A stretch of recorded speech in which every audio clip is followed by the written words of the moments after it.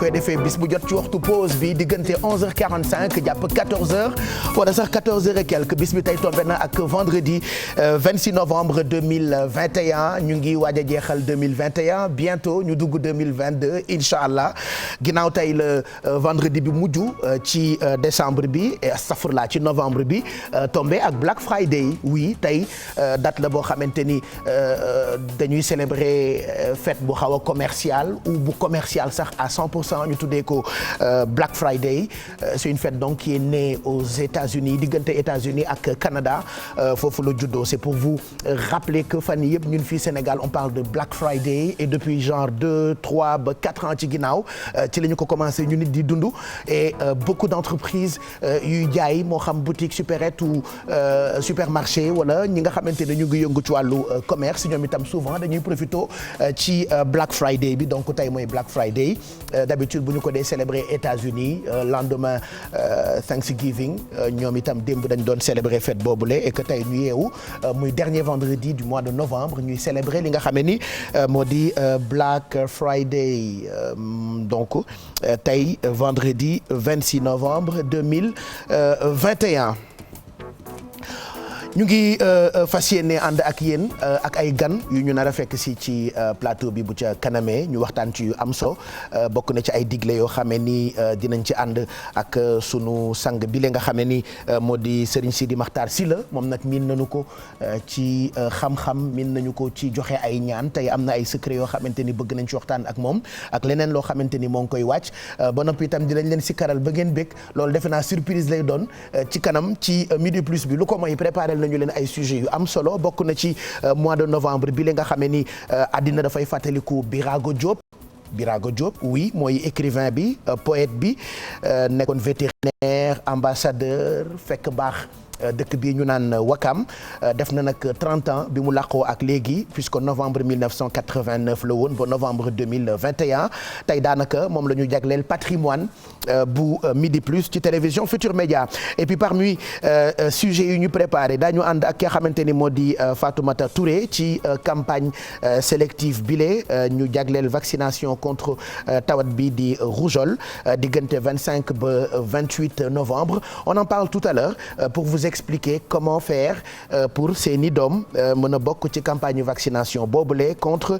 tawat bile di rougeole et puis daañu waxtaanee taalibe yi ak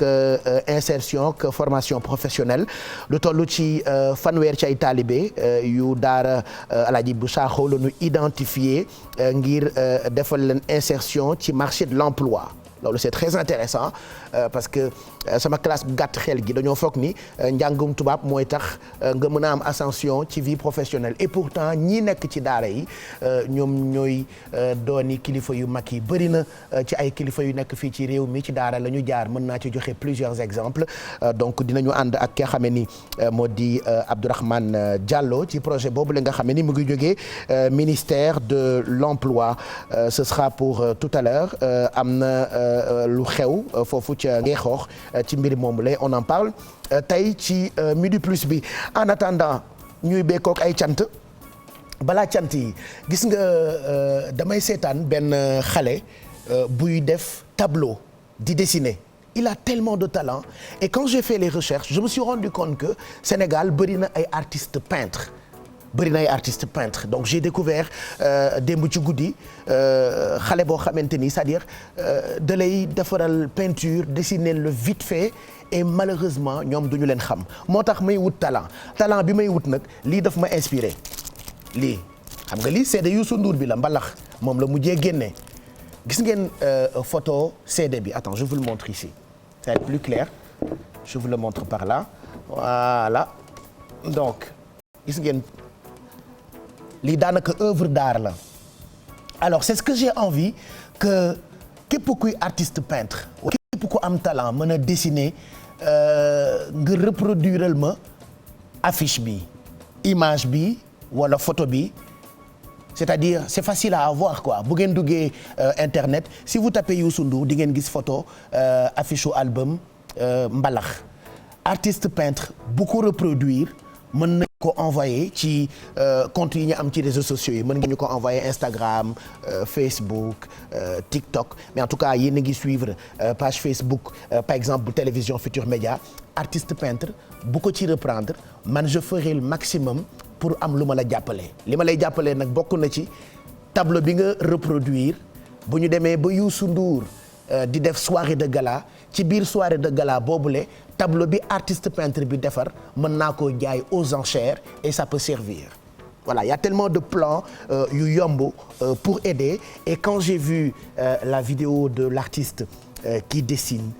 ak talent ak savoir-faire j'étais tellement ébloui et sur le coup mu tombeek may déglu mool bu Youssou Ndour et quand j'ai regardé photo affiche album bi j'ai pensé à ça donc à partir d'aujourd'hui dinaa ko gën a réglementer mais vous qui regardez su fekkee xamante ngeen ak xale bu nekk peintre artiste peintre wala bu fekkee am na artiste peintre buy seetaan wala xale bu am talent ci mën a dessiner j'aimerais ngeen reproduire ma photo album mbalax bu Youssou Ndour et envoyez vos reproductions via compte yi nga xamante ni télévision Futur Média am na ko ci réseaux sociaux yi et à partir de ce moment-là vidéo bu ma ci jot wala photo bu ma ci jot ci reproduction bi ma leen sant dinaa xool bi ci dax voilà bi ci gën a original et Youssou Ndour buy def soirée de gala tableau boobu lay jël jaay ko aux enchères et bu ñu ko jaayee aux enchères on ne sait jamais mën na jur xaalis pour l'artiste peintre que je choisirai voilà c'est une très bonne idée et je vous la propose yéen ñi nga xamante ni yéen a nekk ay artistes peintres ku ko yëgul ngeen wax ko et man au fur et à mesure émission bi dinaa leen koy fàttali exactement midi 2 laataa ñuy tàmbali bay dalal sunuy gan bay jukki itam sujet yu ñu leen préparel ay cant rek la ñu koy ibbee fàttaliku leen ay at ci ginnaaw Doudou Ndiaye Coumba Rose defoon na bande boo xam ni dafa def tour du monde bi mu làqoo on a souvent partagé ak yéen documentaire yi nga xamante ni defoon nañ ko ci moom ci biir documentaire beeg album boobule mu defoon à l'époque am na ci bàkk boo xamante ni daf ko jagleloon Cheikh Sidaati Aïdara loolu nag laa bëggoon ñu ubbee vie lépp a ngi ci sa téléphone bu fekkee mën nañu ko ubbee rek baaxee ko téléspectateurs yi voilà tàng naa ñaq naa bëgg naa féex tuuti ci minute yooyu noonu cant yooyu di jàll ci midi plus bi en attendant ngay lijjanti pour tegal ko téléspectateurs yi ma wax ak ñoom ci sponsors yi ñu àndal bokk na ci Orange démb wàcc nañu siège Orange ba 0 puisque dañoo dépassé woon midi plus bi dañ ko amal ci VDN bi ci siège bu Orange jot nañu waxtaan ak ñoom ci seen ay offre ak yi nga xamante ni jagleel nañu ko client yi donc tey Black Friday yi am ngeen ay promo yu am solo ci seen calpe Orange Money profito leen ci ñu ngi ànd itam ak Soumari moom nag lépp loo xamante ni jëm na ci wàllu électroménager daf koy jaay jagleel ko sénégalais yi tout ce que vous voyez comme ça ci suufu écran bi soumari.com ci site bi wala ci seen ay showroom ñoom ñoo koy jaay donc ñu ngi ci wàllu électronique ñu ngi ci wàllu électroménager ñu ngi ci wàllu téléphone portable ak mobilier de bureau alors am nañu ay showroom benn baa ngi avenue Bourguiba am na itam showroom bu nekk Parcelles Assainies rond-point case bi ak fin d'année bi lépp lu ngeen soxla ci wàllu cadeau mën ngeen dem ngeen jëndee ko foofu ñi diabétique ak ñi amul diabète mën ngeen a jëfandikoo suukar si ñu des sucria non seulement sakkan na 3000 francs rek lay jar paquet bi ñu ngi koy jaay ci bépp grande surface fu ngeen dem am ko fa bu ngeen demee di ngeen ko mën a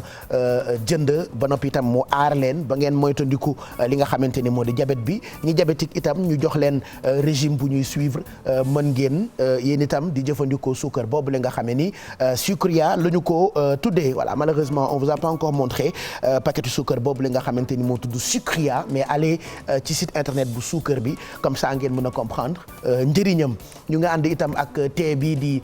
gaynde ataaya bi bu ca kanamee tuuti n'hésitez pas bu ñu jullee jumaa ba noppi ba añ ba pare ñu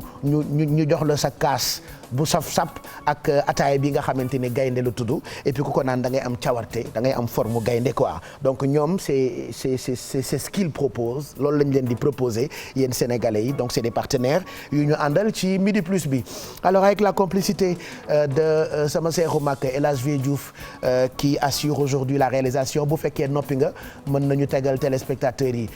bakk boobu la nga xam ne ni El Hadj Doudou Ndiaye Coumba Rose moo ko defoon ca jamono yooyu jagle leen ko Cheikh Sidaati Aïdara bu fekkee noppi na ñu teg ko léegi nii bon yàlla baax na xanaa xaaral ma fomp en direct bokk man damaa ñaq kenn du ma rey de des ok mu ngoog yàlla baax na. voilà en attendant ñu fàttali leen li nga xamante ni moo jëm ci weer bii di weeru novembre 1989 novembre 2021 plus de 30 ans après ñuy fàttaliku ki nga xamante ni moo di Birago Diop il est toujours parmi nous ah tey patrimoine bi moom la ñu ko jagleel ci Midi Plus bi écrivain poète vétérinaire nekkoon ambassadeur judo fi nga xamante ni moo di Wakam il a toujours honoré le Sénégal surtout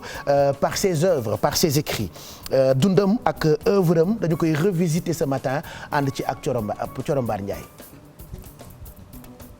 juróom ci weeru novembre atum 1989 la génnoon àddina fanweeri at ak ñaar ci ren waaye nag terewul taarixu Birago Diop di wéy di soxal ñu bari moom mi la bindkat la woon naka noonu poète ñu bari sax xamoon ko ndax taxawaay bu am solo bu mu amoon ci wàllu négritude conte traditionnel soxaloon ko waaye tamit lu jëm ci wàllu littérature orale i tamit lu ko yitteloon la mi ngi gane si àddina fukki fan ak ñaar ci weeru décembre atum 1908 fii ci Wakam googule sax fa la yaroo màggee fa jànge fa alxuraan ak école ginnaaw gi mu dem ca France ngir amal ab njàngam ci wàllu médecine vétérinaire ca école nationale bu vétérinaire bu Toulouse foofu sax mu amee fa diplôme ci atum 1934 Birago Diop daje ak Léopold Sédar Senghor mu dugal ko ci mouvement négritude moom liggéeyam ci wàllu vétérinaire tax mu nekkoon ci dëkk yu bari ci Afrique fu ci mel ni Soudan Côte d'Ivoire Haute-Volta wala sax Mauritanie Birago Diop di wéy lépp lu jëm ci wàllu conte di ko yitteel moom mile mu daal sax ci lu ni mel la ñëwoon ci conte ak fable yoo xamante ni géwél bile di Amadou Koumba moom moo ko doon nettali mu mujjee koo bind lu ni mel sax nekk recueillam bu njëkk boo xamante ne publié na ko ci atum 1947 Birago Diop bind na itam les nouveaux contes d'Amadou Koumba boo xamante ni Léopold Sédar Senghor moo ko préfacé Contes et Lavanes nekkoon grand prix littéraire bu Afrique noire les contes d'Awa Samba de la oui les Mamelles naka noonu bind na ay poésie ak ay mémoires Birago Diop nekkoon na ambassadeur bu Sénégal ca Tunis Senghor moo ko joxoon bi le nombre tànk atum 1960 jàpp 1963 ci atum 1964 moom Birago Diop mu ubbi clinique vétérinaire am fii ci Point E ci Ndakaaru fi mu tollu tembe kenn du fàtte Birago Diop ndax am na ay mbir yu am solo ci réew mi yoo xamante ni moom la ñu ko dippee ñu ràññee ci daluwaayu kuréel gi ëmb bindkat yu Sénégal nekk ca Point E ñu ngi ko dippee Birago Diop. mu ngoog Corombaar Ndiaye ñu ngi lay gërëm ci gëstu boobu leen nga ñu jagleel tey jëm ci dundu ak œuvre yu Birago Diop donc on se souvient de lui ci nga xam ni def na ko pour Sénégal écrivain il était vétérinaire nekkoon itam ambassadeur mu ngi fekk baax fi nga xamante ni moo di Wakam donc tey jii ñu koy fàttaliku et on reste convaincu que sunu doom yi ci école yi ñu ngi gëstu ci ñi nga xamante ni c'est des exemples des références ku sañoon jur doom ju mel ni Birago Diop màgg di bind ay livres doon intellectuel de très haut niveau et tey donc on se souvient de ce grand homme Wakam nag bëri ay intellectuel ah ñu ngi leen di nuyu am naa fa suma mag boo xamante ni Omar Gueye Ndiaye man moom laa tuddee borom Wakam ndax intellectuel la ba noppi itam xam-xam bi nga xamee ni am na ko day bëgg toujours di ko partager ak njaboot gi mu fa am puisque Wakam njabootam la donc ñu ngi koy ndokkeel moom honorable Omar Gueye Ndiaye monsieur le maire laa ko tuddee ci taxawaay et puis ak équipe yi mu àndal yëpp on leur souhaite un très bon week-end ginnaaw Birago Diop mu ngi fekk Wakam ñu koy waxtaanee muy borom xam-xam di intellectuel immédiatement sama xel dem ci sama mag jooju nga xamee ni intellectuel de haut niveau la bëgg lool Wakam di honorable Omar Gueye Ndiaye ñu ngi koy ziar. midi 10 mooy doog a jot ci kanam tuuti ñu recevoir invité yi ki ñuy njëkk a dalal nag di Serigne Sidi Makhtar Sylla tey moom bëgg naa bu Serigne Sidi di waxtaan ngeen jël big ak feuille wala ngeen ibbi seen notu téléphone di noter parce que am na ay mbóot yu am solo yoo xam ne ni bëgg na leen ko baaxee gratuitement yéen ñiy seetaan midi plus bi mais en attendant damaa dégg ni am na campagne sélective bu ñu tàmbali ngir xeex li nga xamante ni moo di rougeole ak rubéole ay tawat la yoo xamante ni xaw na noo doy waar ndaxte ñaare day sonal xale yi campagne sélective boobule nag diggante 25 la ba 28 novembre maanaam ci fan yi rek ay xale yu am diggante 9 mois jàpp 5 ans sont les principales cibles ci campagne vaccination boobule ki nga xam ne ni moo ci indi ay explications du directeur de la prévention du docteur Mamadou Ndiaye mu ngi woote synergie et d'action pour la réussite de ces journées ci fépp foo xamee ni xale nekk na fa fii ci Sénégal dañuy ànd ak Fatoumata Touré mu expliquer ñu campagne sélective boobule naka lay demee pour sunu doom yi. territoire national bi yëpp dañ fa amal lu ñu naan campagne ngir daal di xeex lu ñu naan rougeole ak rubéole campagne boobee nag dafa am ay cible yoo xam ne dañ ko jagleel. campagne bi ñan la ŋànk mooy xale yi nga xam ne yu am juróom-ñeenti weer ba juróomi at ñoo war a jot ñàkku yan ñàkku ngas ak beneen xeetu feebar bi nga xam ne dañ ko lëkkaleek moom feebar yooyu dafa aay ci xale mais également su dee sax dal na ku mag mun na ko indil su dee dafa ëmb bi mun na yàq wala mu am malformation mooy xale bi juddaa àndaale ak ay yenn laago yi. campagne bi mën a doon li nga xam ne moo di réussite lépp loo xam ne recensement la dinañ ko daal di wëyal. chiffre da jafe xam parce que dynamique la am na peut-être xale ba am te ni yàgg 1 mois amul 5 mois tey am na 5 mois dans 1 mois dina am keneen ko am 5 mois donc dynamique la moo tax mu complexe loolu nag dafa war a tax ñun tamit ñu am ay outils yoo xamante ne yu mucc ayib lay doon mooy di identifier yi nga xamante ne mooy cible yi di seet toujours ak partenaires yi mooy relais communautaires yi ak bajenu gox yi ak chef de quartier ak imam yi pour ñu mën a identifier ñi war a vacciner. bu ñu sukkandiku nag ci kàddu ki nga xam ni moo di sous-préfet bu Dakar Plateau ngir nag loolee mën a antu faaw rek ñu am lu ñu naan synergie d'action maanaam jàppal ma jàpp. di seet toujours ak partenaires yi mooy relais communautaires yi ak bajenu gox yi ak chef de quartier ak imam yi pour ñu mën a identifier ñi war a vacciner loolu nag message la information la bu ñu war a porter ki ko war a porter nag c'est au niveau de la base état bi dina créer ay mécanismes créer ay conditions au niveau de la santé ñu créer un plan opérationnel d'action opérationnelle mais loolu yëpp bu ñu ko defee te amul mobilisation sociale day nekk échec. campagne vaccination bi nag door na tey jëm ci ñaar fukki fan ak juróom-ñett ci weeru novembre bii ñi nga xam ne nag lañ ko jagleel xale yi nga xam ne am nañu juróom-ñeenti weer jëm ci xale yi nga xam ne am nañu juróomi at ñu ñaan waajur yi nag ñu daal ci yóbbu seen i doom ci bërëb fajukaay yi. jërëjëf Fatoumata Touré kon campagne baa ngoogu ci ay fan rek la na ci ñëpp profito xam naa ni bu ñu amee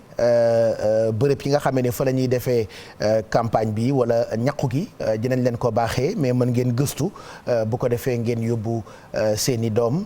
ci campagne sélective de vaccination contre la rougeole ak tawat gi di rubéole tey la tàmbali dañ ko jeexal 28 novembre 2021 démb itam maa ngi gis ñu bëri di partager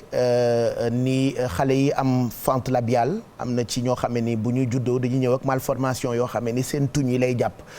dégg naa nag am na jàppandal gu ci judd fii ci Sénégal ni mën nañ leen faj opérer leen te duñu fay dara xam naa ñu ngi jéem ci ginnaaw ak ñoom coro pour xool ndax dinañu jokkook ñi ko nas organiser ko peut-être permettre ay parents yuy seetaan te yëguñ ko woon yëg ko ba yóbbu ci seen ay njaboot c'est ça, c'est des infos qui font du bien pendant que coow yi bëri ci yu bëri yu amul sens am na ci ñoo xamante ni coowuñ leen waaye ñu ngi ci réew mi di wut ay solution pour waa réew mi voilà ñun yooyu la ñuy bëgg di waxtaane la comédien ba ne woon ñun yooyu la ñu wax c'est des infos qui font du bien donc yooyu des koy waxtaane dëgg la nag xam nga réew mi toll na foo xamante ni yu garaaw yi yu danse yi dañuy bëgg di coow mais am na yu am solo yu baax yoo xamante ni boo ko déggee sa xol dafay sedd et dafay jur njëriñ on en parle presque jamais moo tax on fait le maximum dans cette émission di waxtaanee mbir yooyu le moo tax ma leen di fàttali toujours sama cocktail bi information divertissement mais des infos qui font du bien donc bokk na ci information boobu ma yëg donc si vous n'êtes pas au courant on tentera de contacter numéro bu ñu gis ci réseaux sociaux yi nit ñi di ko partager ngir ñu jàppale xale yi nga xamante ne ñoo amee fente labiale ab tawat la goo xam ne ni xale yi souvent dañu koy judduwaale seen gémmiñ yi mel ni lu am malformation mel ni lu xaw a xotteeku donc noonu dañ koy judduwaale mais y a possibilité mu dañ à condition ñu defal opération selon borom xam-xam yi donc on essaiera de vous en parler tout à l'heure. En attendant ñu ngi may xamal ni on tente de les joindre mais ñu ngi nekk répondeur. midi 15 mooy doog a jot bu ñu descendee ci xale yi am na projet bu am solo boo xamee ni itam ñun bi ñu ko déggee ça nous a fait tellement plaisir on s'est dit on va partager ça avec vous muy projet bu am solo bu ministère de l'emploi nga xamee ni famille yu ngeexoox gi yëpp dañ cee bëgg ndax nag dañoo bëgg a def insertion wu ay talibé ci formation professionnelle taalibe yooyu nag ñu ngi toll ci 30 maanaam fanweer ñu ngi nekk daara Alaaji Ibou Sakho ils ont été identifiés d'ailleurs ngir ñu dugal leen ci marché de l'emploi dinañ leen former ci ay domaines yu bëri yu ci mel ni mbay mi ak càmm gi loolu nag c'est très intéressant ñu déglu gëstu bi nga xamee ni Abdourahmane Diallo defal nañu ko ci projet bu am solo boobule. yi nekk ci taxawaay ngir taalibe yi nekk ci daara yu nekkee Ngeexoox rawatina daara Hadj Ibou Sakho ñu mën a am ci lu ñu tiyee loolu nag ministère bu yor wàllum liggéey ak formation professionnelle moo ko def fanweeru taalibe dinañ leen tàggat fexe ba nga xam ne ñu mën a am ay métiers yu ñu jàpp. suñu paree def recensement boobu ku nekk ñu identifier ban métier nga bëgg a def bu paree ci identification métier bi bu paree nañu defal formation bi nag suñ ko defee ba pare ba tàggal leen ba ku nekk am sa métier li des mooy lan accompagner leen pour ñu am liggéey boobu nag comme ni ma ko waxee mën na nekk liggéey boo xamante ne c'est un emploi salarié mais aussi mën na nekk auto emploi nag mooy ku nekk mën a demal sa bopp. di ab mbir mi nga xam ni kilifa diine yi ak ñi di jàngale alxuraan rafetlu ko. di lay jox nag possibilité nga xam yàlla xamaale métier amaale nanga loolu moo tudd teraanga maa ngi ñaan liggéey di samp ni yàlla ko yàlla akal yàlla mag ci réew mi seen nit bu amulee jot pour def lu bon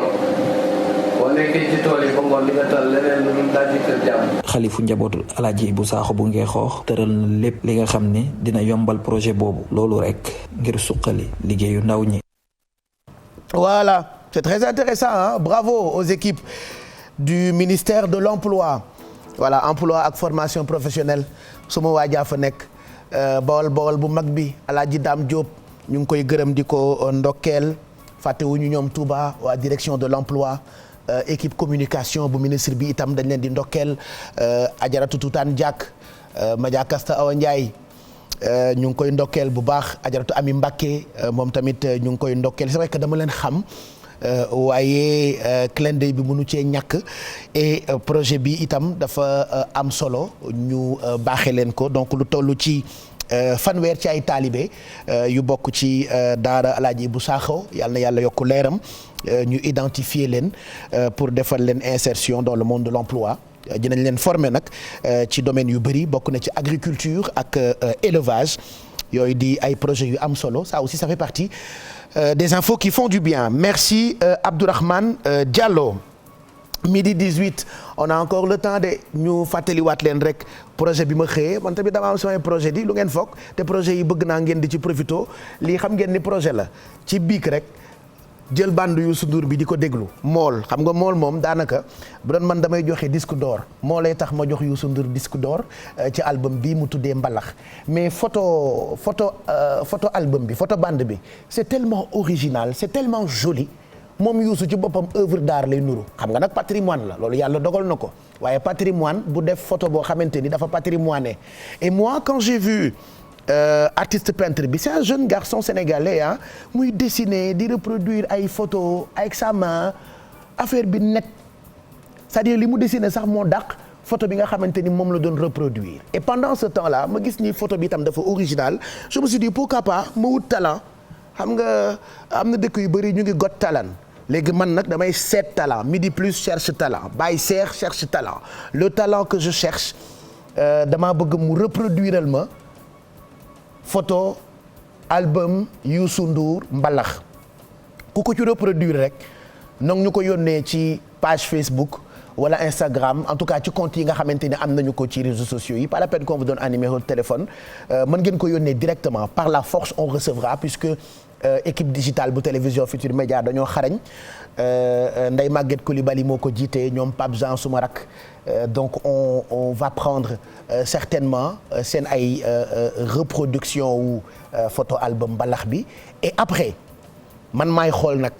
kan moo ci dàqale œuvre bi nga xamante ni moo gën a respecté lii ma proposé dinaa jël tableau boobu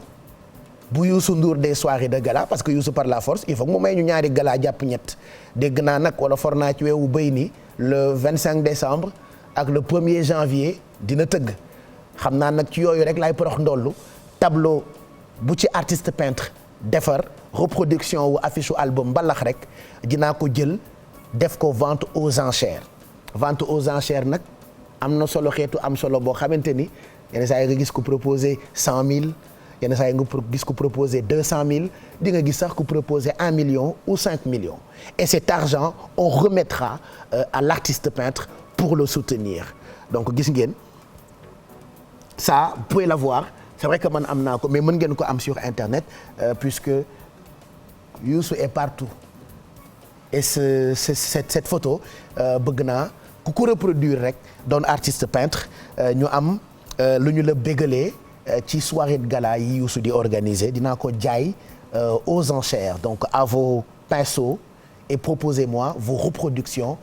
ci affiche album mbalax bu Youssou Ndour midi 22 ñu bàyyi El Hadj Vieux Diouf am lu mu ñu bégalee rek ci clip yi ñu tànn am na ku ma gis fan yii Coro Mbar Ndiaye di ko déglu rek les frères Ndiassé Ndiaye am na ñu may déglu ngay déglu fan yii les frères Mangane te nga maa tegal frère Mangane comme Doudou Ndiaye Coumba Rose bi mënta jàll xam nga yooyu yenn saa yi da ngay def ak moom émission ba mu yàgg nga bëgg koo xamp en pleine émission oui yenn saa yi animateurs yi dañuy bëgg a xeex ak réalisateurs yi Pape Samba Thiam ay dóor laa ko dig ndax démb li ma def ci émission yëpp mu xaw maa lakkal waaye damay bàyyi ba dimanche ma dem àkki ji ko këram dóor jabaram dóor ay doomam safrla donc frère Mangane nag ñoom li ñu mën di ko def neex na lool te day bégal taalibe mën nañu déglu seeni cant Bouchra ñu déglu ko doog a dellu si ci plateau bi jamsasuna busurana jamsasuna busurana jamsasuna busurana baqa uzil jalali wal ikrami sabahayati mawlidan ikrami بقاء ذي الجلال والإكرام سبا حياتي مخلدا إكرامي شكر كل الله شكرا يرقى للعرش والكرسي نعم المرقى رابغني الأمين والأمين وللجنان غادني التامين رابغني الأمين والأمين وللجنان غادني التامين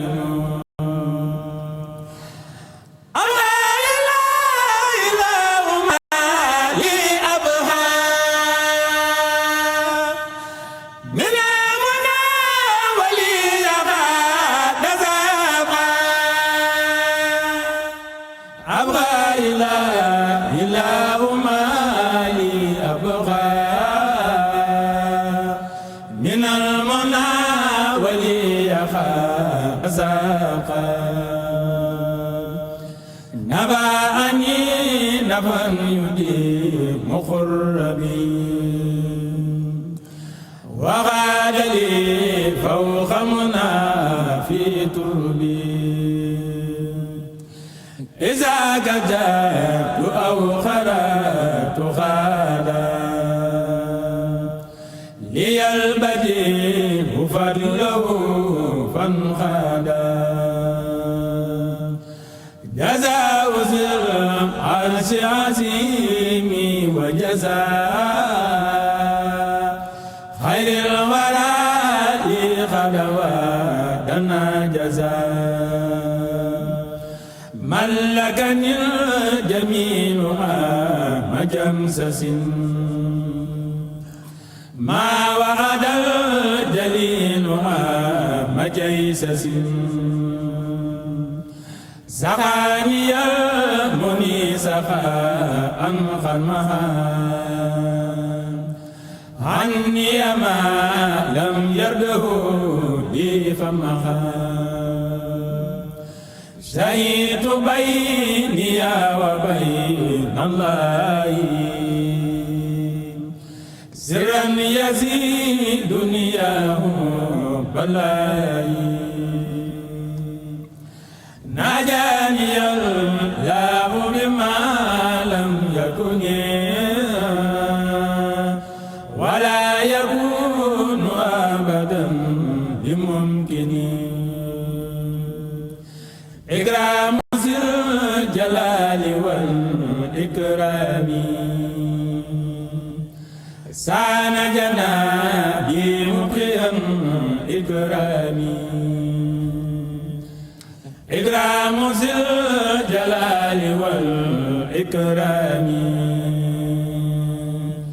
سان جنابي مقيا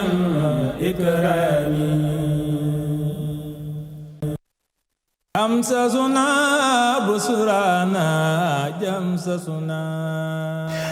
mbokk yi mu ngoog mu nekkoon frère Mangane frère Mangane la ñu tuddee seen groupe bi les frères Mangane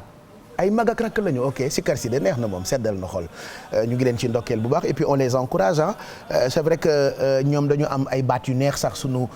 sikarkat yi on les appelle souvent des chanteurs religieux bërki démb rek wala démb safar ñu ngi dalal ci plateau bi ki nga xamante ni moo di Ndiogou Afia bërki démb moom nag tey la woote fi nga xamante ni moo di théâtre national Daniel Sorano ban journaliste mooy def journal bi ca kanam naata wala Fati Chérif Dia mooy def tey wolof bi kon de di ngeen gis Chérif Dia ci kanam tuuti mu présenté ñu journalu 13h bi jotaay xibaar diggu bëccëg gi Chérif Dia lañ ci àndal xam naa il prend tout son temps mais normalement war nañu ànd ak moom pour mu wax ñu lan la fas yéene développé bu ca kanamee tombé ak benn waxtu jot en attendant ñu dalal invité yi ci plateau bi. bu ko defee ñu ñëw ñu waxtaan ci am solo yi nga xamante ni jagleel nañu ko sénégalais yi bu leen fàtte de sama projet bi bëgg naa artiste peintre yëpp dessineel ma affiche bi voilà c'est très simple dessiner ça ngeen yónnee ko ci compte yi nga xamante ni am nañ ci réseaux sociaux yi léegi nag tableau bu ma ci tànn rek dinaa ko def vente aux enchères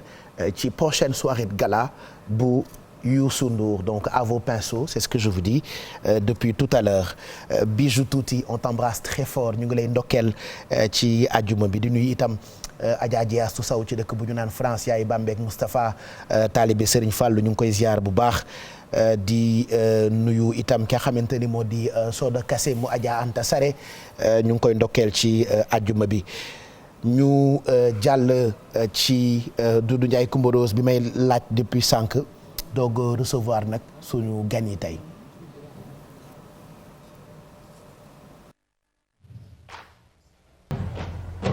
Alaaji Doudou Ndiaye Coumba Rose moo ko bàkkoon loolu Cheikh Sidaati Aïdara la ko tuddee woon ça nous rappelle beaucoup de souvenirs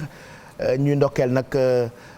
surtout yonent bi ak fu ñu mënti nekk ci Sénégal waa kër Chérif Baxayda ñu ngi leen di ndokkeel bu baax Chérif Alwali Mané Ndiaye ak njabootam ak ay taalibeem ñu ngi leen di ndokkeel bu baax Chérif Boubacar Aydara Alxayri moom it ñu ngi koy ziar bu baax ak njabootam donc ñu ngi ziar bu baax il est exactement midi 35 ñu ànd ak Chérif Dia léegi nii bu fekkee noppi na bu ko defee mu jox ñu titre yi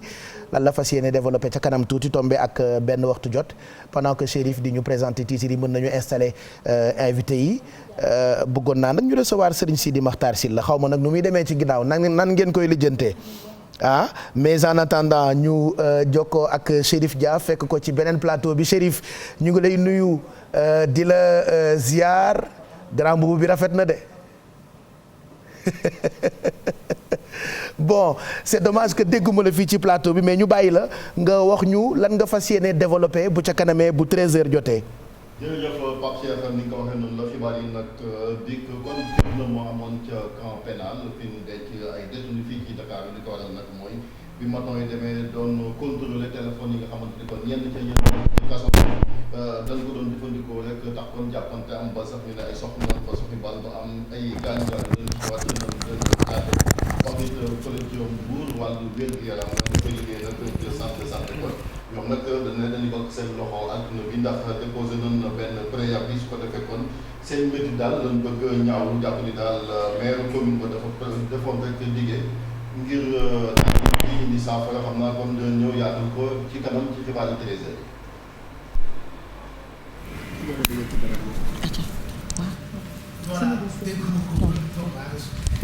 C'est ce qu'on appelle les aléas du direct yàlla baax na ko muñ midi 36 mooy doog a jot merci donc Chérif on te retrouve tout à l'heure bu 13h jotee ci jotaayu xibaaru diggu bëccëg gi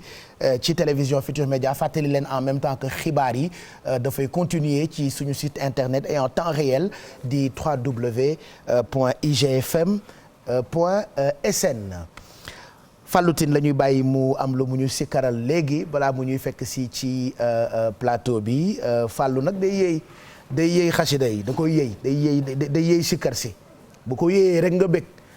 bu ngeen fàttalikoo ci weeru koor gi da koo yéey dem ba koy sàq mi ma ne ko déet arrêté ko foofu rek bu année prochaine nga doog koo sàq mi léegi nag en attendant sàq mi gi tey dafa jaar ci midi plus bi pour am lu mu ñu bégalee ci ay cant saa yu demee ci programme ñëpp bëgg moom Fallou Tine donc très rapidement bu fekkee équipe yi ci ginnaaw pare nañu ak moom mu taxawee ci beneen côté plateau bi am lu mu ubbee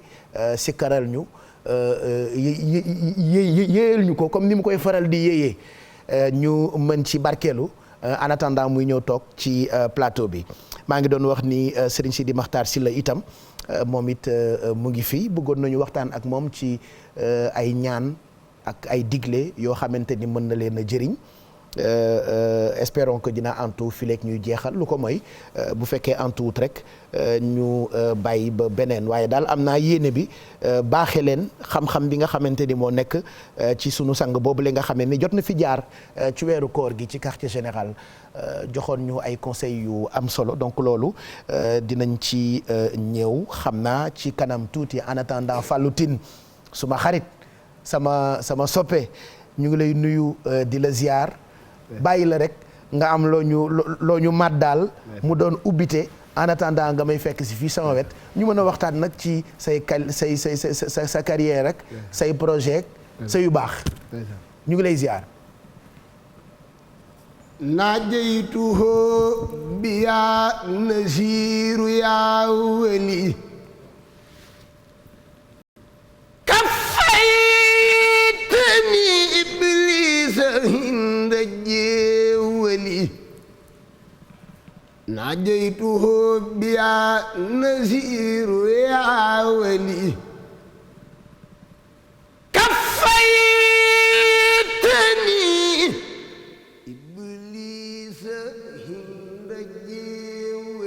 ayasa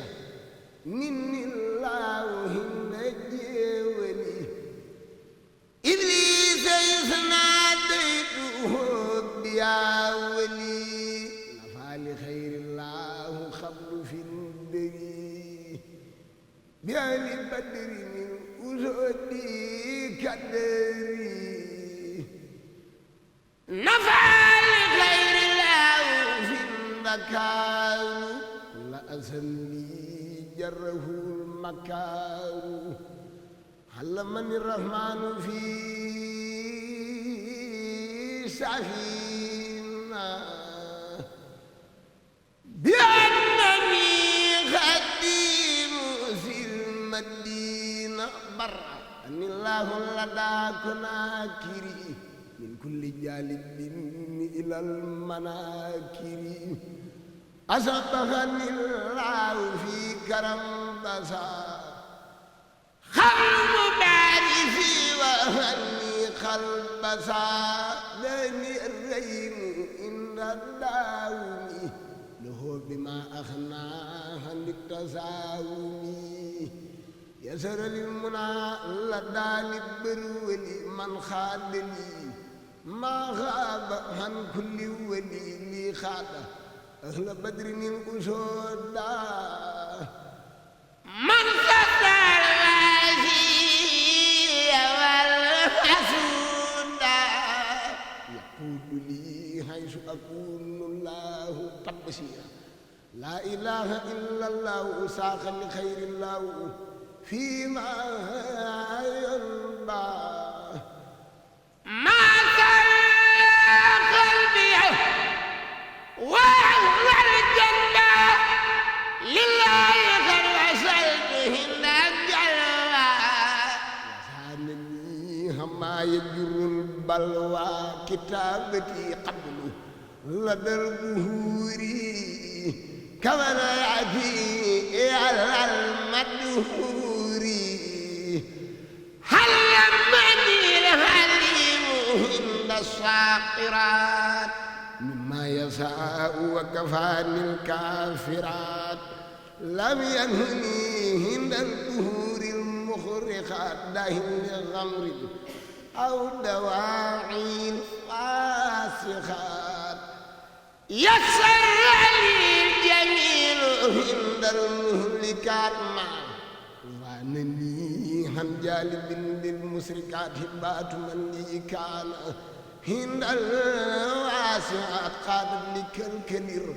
ردا والصاتحات مد لي الأنوار عند السلمات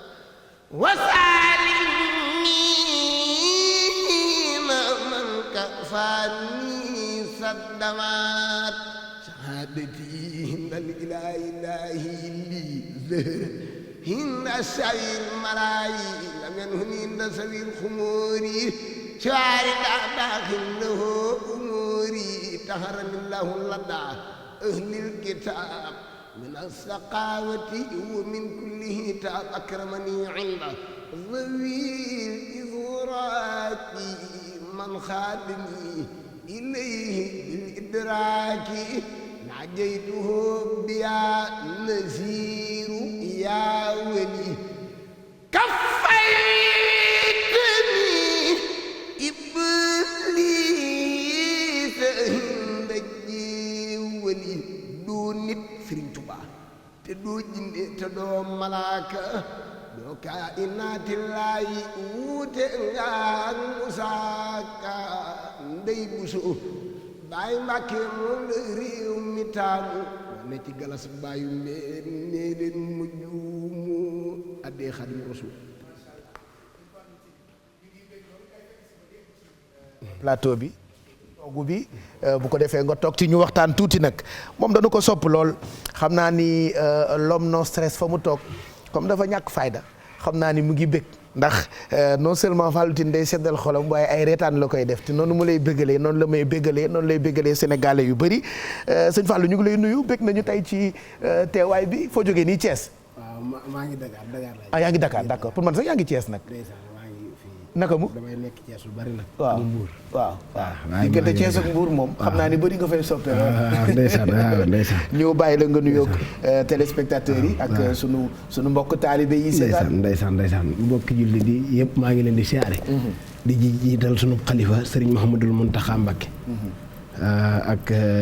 Serigne Amdi Modou Mbenda ak sunu wasila Sëriñ Madi Sylla Cheikh Babacar Sylla di xalifa ñi sant Sylla ñëpp ñoo ngi koy siyaare ak wàccal la gépp di ñaan saabu yàggal ko fi te wéral ko di siyaar mbokki taalibe yëpp rek di siyaar lom ndeysaan mi nga xam ne ndeysaan yëf yi ndeysaan moo ko dox di siyaar bu baax a baax Pape Cheikh maa ngi lay siyaar di la béggee ndeysaan ndax télé bi moom samay soppe rek a fi nekk Cheikh Ibrahima Cissé maawo ñoom li nga yéey tax di siyaar bu baax président Youssou ak Birane waaw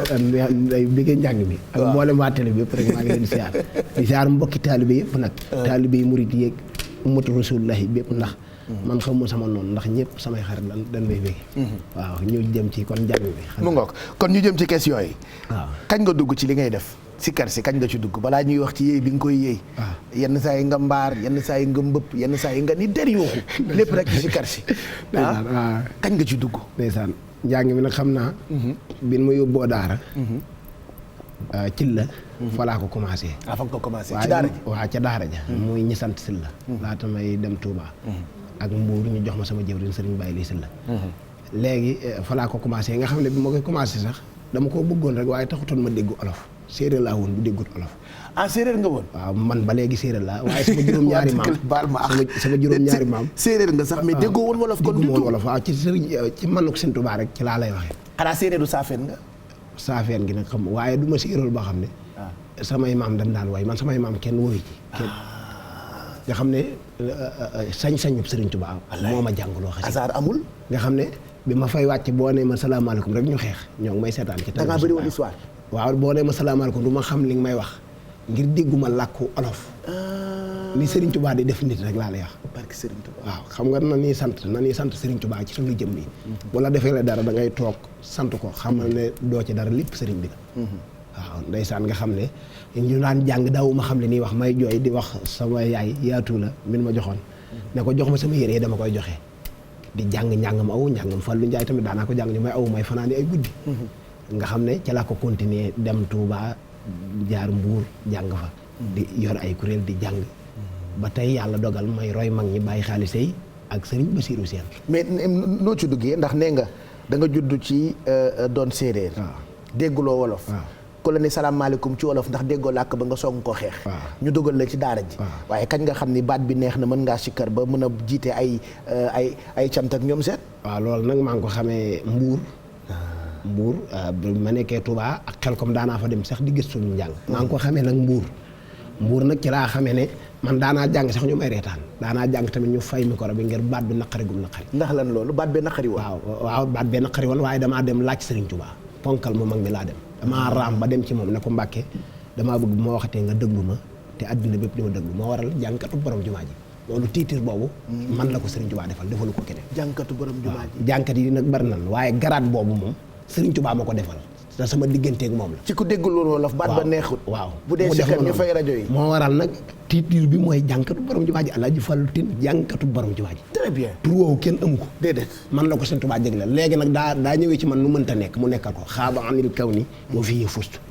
innal la si minal ilaahi hus damaa dem ca yàlla ñu ne ko loo fa làqe mu ne lu mënta nekk laa nekkal xaaba anil kaw ni moo fi fustu waaw sañ-sañ lay doxee moom Serigne Touba. sañ-sañam nag ci la ma defee may jàng force mu may déglu def àddina bépp di ma déglu. waaw baat bi neexutoon ban bis nga xëy rek sikkar ne der baat bi neex. ndax man dama dem ba léegi gis ni da ngay sax dosé. da ngay sikkar ba mu yàgg nga noppi expliqué wax ay affaire ni yaa ko mën yaa koy yëkkati yaa koy wàcce pare continuer waat mais dosé bi nga ci boole. wala yëfi Serigne Touba la. li ma koy yëg nag. waaw xam nga ndeysaan lii nga ma defal damaa neex ngir boo ma laajee ndax ngir njàng mi. waaw dan may tere ma ciy wax ci biir. déet laaj ci kay mënul ñàkk moo tax ma laaj nga ma nag danaa am yoon. moo tax ma invité la wax ñu lépp ñu xam ko. nga xam ne njàng mi. moo may neex. waaw dama koy yëg. yëg gi ma koy yëg tamit moo may yóbbee aal yooyu moo may yóbbee may bajj yëfi Serigne Touba kay yëg ci kenn. ñu fees ba ne dell sax duñ yëngu. waaye man Serigne Touba damaa attunu dara. bajj gi nu mu lay dikkee. day jékki-jékki rek génn ci yow. waaw day jékki-jékki noti njàng mi ak ni Serigne Touba di riimee moo may daaneel. ak gaam bi wax naa la ko. waaw fii ci télé bi ñu bari di ma ci lii. wa kulli arsalin wa kulli fadili noonu ma la ko doon waxee. waaw ni Serigne bi di tege par baat ni muy riimee. wala uddaani kas soxara yi. woyam bokkut ak wenn woy. woyam yi ak ni mu déggee déggu Serigne Touba poésie la. waaw ak ni ñu ko riimee waaw ak riime yi. riim gi moo may daaneel ak dégg gi nekk ci Serigne bi ak daaneel yi. nga xam ne du damm dara maanaam lépp ay maase. Serigne bee dàq riime. Serigne bee dàq riime ci àddina ak alaxira ba ñu juddoo ba tey mosunoo gis ku mën a woye ni Serigne Touba ak ku mën a peesee woy. xam nga aw woy léeg-léeg nga woy ko sax mu damm. waaye Serigne bi moo dàq riime ci àddina ak yow mal xiyam. donc yow riim gee lay daaneel. riim gee may daaneel ak ni muy bàkke sunu borom. ak Rasulullah sallallahu alayhi wa sallam. ni mu koy riime ba noppi air bi ma koy jàngee. muy faw see ni maanaam air bi note yi bi ma jàng léegi mooy bàyyi xaalis waaye bii nag daa ami not yooyu moo may yóbbee ak béy di ni mu ko defee moo ma yóbbee may daan nag moo ma yóbbee may daan man dama gëm Sëñ Tuubaa man Ahmadou Yee la. macha allah waaw laaj gi nga ma laaj Pape Cheikh kontaan naa ji. du ñun duñ fo ci Serigne Touba. Serigne Touba yëbuma ko. man lu ma am moom lu nu am moom la. waaye léeg-léeg dañuy yëg Sëñ Touba njàng mi dama koy yëg balaa ko kenn yëg ma yëg ko daanu naa léegi bi may jàng. da ngay daanu léegi bi nga jàng léegi ndax bu may daajee rek. ni sëriñ bi wooyee ay saaxali xëyru law fii maa yoon baa xam nga lu ma wax woofu. maa saaxal bee wa ëllal jan ba. dana sama soorool yi tubaab bi daan yàq ca maa yomba moom la ma yàlla fayee tey ay jumaa soorool yi du daanu ba abadan. jumaa yi seen tubaab du daanu. seen tubaab dàq lépp Pape Cheikh. seen tubaab mii kenn xamul fu mu jëm ak moom. man moo ma jaaxal. tey da nga maa dimbali ngir laaj gi ma laaj. ngir kenn dootul amati lu mu ma topp ginnaaw émission naan ma da ngay jàng ba ci yàgg di ci dugal ay lu ci bokk te yooyu. waaye laaj gi ma laaj damaa neex Pape Cheikh. ok donc yooyu nga ciy dugal daanu bi la. waaw damay daanu. da ngay ànd ak aal damay ànd ak aal bi ma naan fii wakulli arsalin wakulli fadil naan la Pape Cheikh. xanaa déggu bay. doo ma defaatal loolu. waaw keroog dama yuuxu. waaw loolu daa ko def loolu nag njàng mi mag ñi xam naa ñi du gëstu wàllum njàngu mag ñi waaye mag ñi. daa am bëpp am bëfër am njolli am yëy am sàqami loolu lépp daa am ci njàng nag loolu dañ di dem laaj ko ñi nga xam ne ñoo xam am njàng loolu ay technique yu baax ay technique yu baax ay technique yu baax la dégg nga ndax boo ko defut day am daaj yoo xam ne doo ñëw na mu ware xam nga heure bi may jàng daa am boo xam ne paa bi moo ko jàng am boo xam ne nag sama yëg-yëgu bopp laa ci boole waale xam nga ma ware bu góor gi daa am ne sa eeru bopp la waaw góor gi moo ko génne waaye dama ci amaat beneen tolluwaay bu ma koy jàngi suñu Basiiru Seen bu kaw wax maa ngi siyaar njabootam yëpp ak bàyyi xaalise yi firi gi tamit bàyyi xaalise yi moo ko daan def waaye du man ku dem ci internet bi da nga ko gis moo daan jàng ba ci yàgg ne ndeysaan Sëriñ Tuubaa nee na nangam ak nangam ca laa koy royee rek roy gi moo ma yóbbaale ci loolu waaye ñun Sëriñ Tuubaa yëbulu ko donc nga dem ba am sensu baat bi neex ngay sikkar di dem ci ay cant gis naa barki démb rek ci programme boo demoon nga bëgg a jàng tuuti dem waaye ñoom ñoo la xëccaat téye la ne doyaluñu nga dem ba géew goo dem taalibe ya nga fay fekk di leen béggal di leen sikkaral non seulement dañuy ànd ak aal yow yaay njëkk a aalu waaye ñoom duñu doyal waaw li ngay def ci Sëriñ Tuubaa boo ko dul yëg kenn du ko yëg faaw nga yëg ko yow ñu koy def waaye bu ko def ngir nit ñi rek bég yow dangaa war a daanu bu yëf yi dee dëgg dangaa war a daanu bu noppi damay yóbbee sax léeg-léeg bu ma wéetee heure bu ma bëggee jooy damay tàppe Alaaji Fall te jànkatu borom jumaa ji xool sama bopp bég ci njàng mi jooy maanaam yow daal da ngay xool sa bopp waaw sama njàng dama bëgg ñu xam ne man li may def damaa neex maanaam defuma ko nii rek ngir wut lu ma am pour yóbbu ko sama kër wala ma ciy dund damaa neex ba noppi ma doog koy def di ci dox nga xam ne ci laay dee Sëriñ Tuubaa ma jël embauchement te du ma dàq damaa jaayante ak moom bu faaw moom laa jàngal xasaayid léegi nag Thiès loolu Thiès la bi ma loolu moo tasaare fépp ba ma naan wala jënd wat dëjjaali war suudaani dama yuuxu kenn waa ji ne ma doo dem da nga koy eggale ginnaaw nee nga ko daan jàng ne nga àjjana faaw nga jàngaat ko mooy vidéo boobu moo tas fépp ndeysaan masha Allah réew yi ku nekk ndeysaan jox ma ci sa addiya ndeysaan ak réew yi Europe yi ndeysaan ak taalibe Sëriñ Tuubaa loo ca wax noonu ci lu gàtt rek laataa ñuy dugal publicité yi maghrib bi wal bi daani wal jinni wad dajjaali wal suudaani fi sarxi wal maghrib bi wal bi daani wal jinni wad dajjaali wal suudaani fi sarxi wal maghrib bi wal bi daani walla ñu wax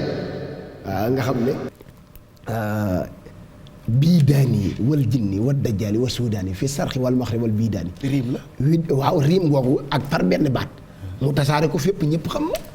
tata bayeenu la ko def mu publier ko fépp Sëriñ Tuubaa dàq publier télé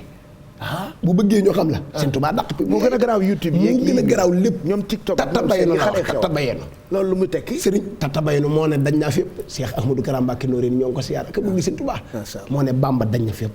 bi kaw nii xaddimal Mustafa waaw mais gis nañ ni léegi nii yéen jàngkat yi bu ngeen dee jàng ñaare da ngay gis ku aalu daanu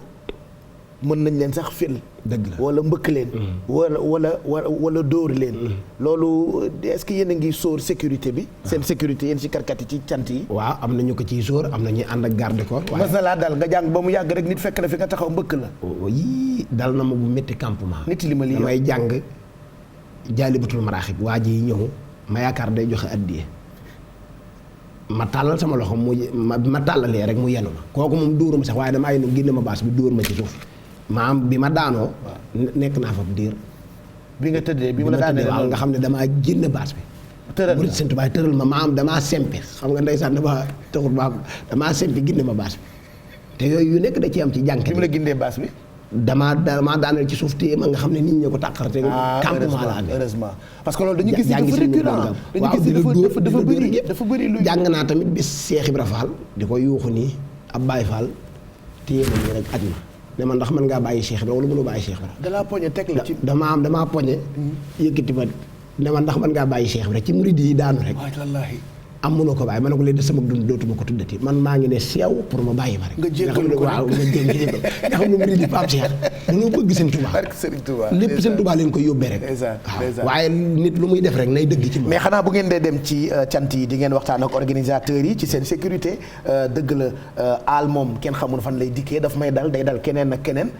lépp rek ci tolluwaay la mais ndax di ngeen sóor itam parce qu'on sait jamais am na ku fi mbëkk ci ay jàng yu ma demoon moom de comment la ci jël comment na une semaine barki borom Tuubaa dëgg la xam nga yooyu itam jar na sóor dëgg la ndax di xasa di jàng ba mu yàgg rek ñu këf la kii la yenu nii teg la ak ka la sempi dem teg la ca biti nga tëdd fa diir loolu miti na jar naa sóor maa ngi siyaar imam Xasaali barki démb damay jàng géejo waaye ba ci yàgg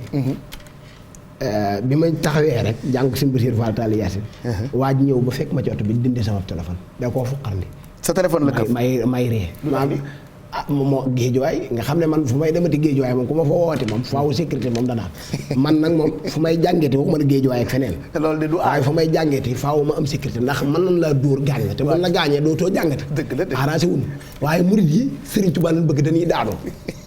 Pape Cheikh yàlla na Serigne Touba doon dimbali. allahumma amiin. ndeysaan maa ngi lay bëgg nag da ngaa bëgg Serigne Touba di ko wane. normal moo ñu defar. waaw nga xam ne ñun man jàll. Serigne bi rek la ku tedd ki rek la ñu am xam nga àddina moom ñun ñëpp a bokk yoon muy fa yàlla. dëgg la waaye nag sunu borom dogal na ni kenn ku ci ne am nga ko wóolu. ngir mu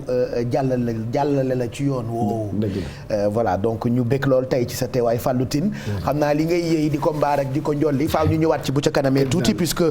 benn waxtu dafay waaj a jot exactement 12h57 mooy doogoo jot nii ñu war leen bàyyi ak Chérif Dia bu ko defee mu présenté ñu